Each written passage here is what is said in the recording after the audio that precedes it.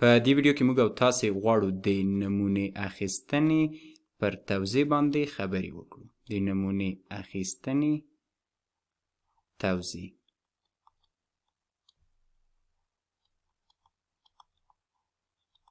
ښه، د نمونې اخیستنې توضیح څه شی ده؟ د دې لپاره چې موږ او تاسې په دې باندې ښه وپوهیږو، نو لومړی به موږ او تاسې د یوه شي ټولنه رسم کړو. د بېلګې په توګه وبه وایو چې دا یوه ټولنه ده، د توپونو ټولنه ده. داسې توپونه چې هر یو جلا جلا نمبر لري. موږ او تاسې کولی شو د دې ټولنې لپاره یو شمېر شاخصونه یا پارامترونه محاسبه کړو. پارامترونه یا هغه شاخصونه یا ځانګړنې د دې لپاره موږ او تاسې کولی شو محاسبه کړو، چې دا په مخکې ویډیوګانو کې موږ او تاسې د دې په هکله باندې ډېر زیات بحث درلوده چې دا کیدای شي اوسط، میانه او یا هم معیاري انحراف یا بل هر څه واوسي. خو که چیرې داسې حالات راشي چې په هغې کې د یوې ټولنې مکمله یا بشپړه احصایه نشو اخیستلی او موږ او تاسې له یو شمېر محدودیتونو سره مخامخ واوسیږو، نو په هغې صورت کې بیا څه کار کوو؟ په هغې صورت کې موږ او تاسې له یادې ټولنې څخه یوه نمونه انتخابوو. د بېلګې په توګه داسې یوه وړه نمونه انتخابوو. بیا له دې وړې نمونې څخه دلته به د سر سره ورته ولیکو چې دا یوه نمونه ده. موږ او تاسې دا نمونه انتخابوو او وروسته له دې نمونې څخه بیا موږ او تاسې احصایه اخلو. دا احصایه مو چې واخیسته، بیا د دې احصایې له مخې موږ او تاسې پارامترونه محاسبه کوو چې دا محاسبه شوي پارامترونه کیدای شي د اصلي پارامترونو لپاره یا د ټولنې د پارامتر لپاره یو ښه اټکل واوسي. یا کولی شو له دې څخه موږ او تاسې یوه بله نمونه واخلو. دا اړینه نه ده چې له نمونې څخه لاسته راغلي پارامترونه له اصلي پارامترونو سره یو شان واوسي، بلکې دا کیدای شي لږ څه توپیر ولري. کیدای شي یوه بله نمونه له دې ځای څخه واخلو. بیا هم له دې لپاره احصایه محاسبه کړو چې د دې هغه ارقام یا هغه دقیق احصایه کوم څه چې موږ او تاسې په پام کې لرو هغه له دې ځای څخه واخلو او د هغې له مخې بیا هم دا پارامترونه اټکل کړو. البته د اصلي نمونې لپاره بیا هم موږ او تاسې پارامترونه اټکل کړو. د بېلګې په توګه موږ او تاسې یوه ټولنه لرو. همدا خبره چې مخکې مو مطرح کړه. یوه ډېر ساده مثال به وړاندې کړو. یوه ټولنه ده، 3 توپونه دي. په هغې کې هر توپ جلا جلا نمبر لري. د دې نمبر 1 دی، د دې 2 دی او د دې هم 3 دی. که چیرې وغواړو د دې توپونو لپاره یا د دې توپونو د نمبرونو لپاره موږ او تاسې اوسط محاسبه کړو، نو اوسط به څو شي؟ اوسط به په میو سره وښیو، ځکه په معمول ډول په همدې حرف سره ښودل کېږي. دا به شي 1 جمع 2 جمع 3. دا تقسیم پر شمېر یې 3 دی. ښه، نو که چیرې دا سره جمع کړو 6 تقسیم پر 3 2 کېږي. دا به اوسط شي. دا ځل راځو او د توپونو له همدې ټولنې څخه نمونه اخلو. دا نمونه به په داسې ډول اخلو چې له دې څخه 2 توپونه موږ او تاسې لومړی اخلو. 1 2. دا د دې شمېر دی 1، د دې دی 2. ښه، نو که چیرې دا ځل د دې نمونې څخه موږ او تاسې اوسط محاسبه کوو، نو هغه څومره دی؟ دا به په x سره وښیو. ښه، د دې لپاره اوسط که چیرې محاسبه کوو 3 تقسیم پر 2 1 2 3 کېږي. 3 تقسیم پر 2 1.5. دا 1 شو چې دا بیا کېدای شي د دې پورته لپاره یو اټکل واوسي.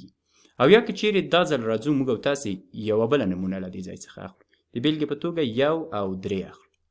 1 او 3 توپ 3. دا بیا 4 کېږي. 4 که چیرې د دې ځای لپاره بیا اوسط وګورو، نو اوسط به 2 شي. کولی شو موږ او تاسې د همدې لپاره یو جدول رسم کړو. جدول به په داسې ډول ورته رسم کړو چې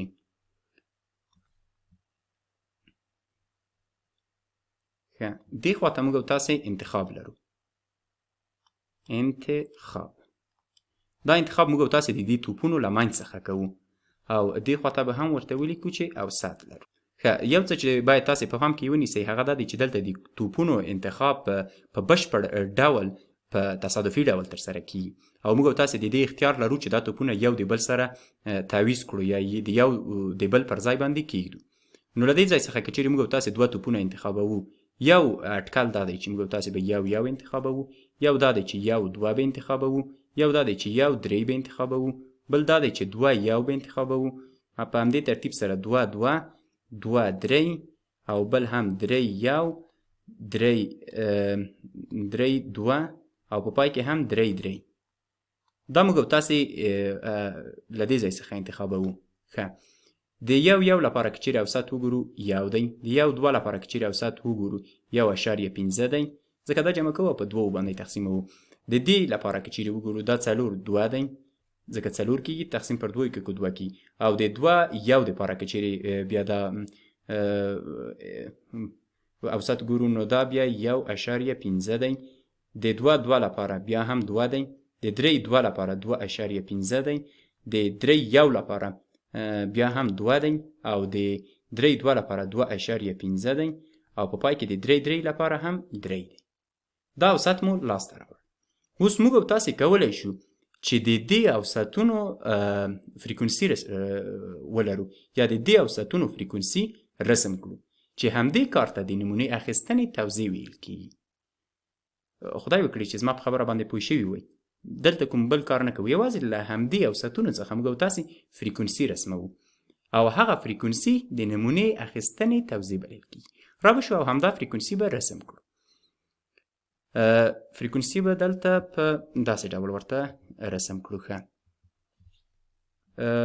دا به دې خط ته به ووایو چې دلته هغه ممکنه یا انتخابونه دي، یا هغه ممکنه اوسطونه دي، ورته ولیکو چې ممکنه اوسط. ښه، دلته موږ تاسې څو لرو؟ یو لرو چې یو دی، بل ده 1.5، بل ده 2، بل ده 2.5، او بل هم دی 3. دې خواته دا محور به یې فریکونسي شي، یا هغه تعداد د تکرارونو به شي چې څو ځله تکراري. یو ته که چیرې وګورو، یو په همدمره اندازه به پورته خواته ولاړ شو، را به شو دې خواته چې له 9 انتخابونو څخه موږ تاسې د یوه د راوتلو احتمال یو دی، نو دا ځای بولیکو چې دا یو یې پر 9 شو. 1.5 ته که چیرې وګورو، یو مو له دې ځای څخه واخیستو، دا مو په یاد کې ولرئ. که چیرې راشو 1.5 وګورو، 1.5 دلته هم لرو، 1.5 دلته هم لرو، بل نه لرو، نو دا به 2 شي. 2 اټکلاً دا ځای راځي. دلته به ورسه ولیکو چې 2 پر 9 یا له 9 څخه 2 ځله دا کار ترسره کېږي. دا ټکی شو. او دا ځل به راشو 2 به وګورو، یو دلته لرو، یو دلته لرو، او یو هم په دې ځای کې لرو. دا څو شول؟ 3 شول. نو تر دې ځای پورې به 2 که لږ څه نور هم پورته ولاړ شو، دا ټکی راځي، دا به 3 شي. دې خواته که چیرې راشو، دې ته به ولیکو چې 3 پر 9. ښه، او 2.5 که چیرې وګورو، 2.5 بیا یو په دې ځای کې لرو، او بل هم په دې ځای کې لرو، 2.5 دا ټکی راځي، ځکه 2 انتخابه وړاندې ولاړو. او 3 ته په پای کې که چیرې راشو، 3 وګورو، نو 3 ګورو چې 3 یوازې یو دانه 3 لرو، نو دا بیرته د دې معادل دا ټکی راځي. نو دا شوه د نمونې اخیستنې توزیع.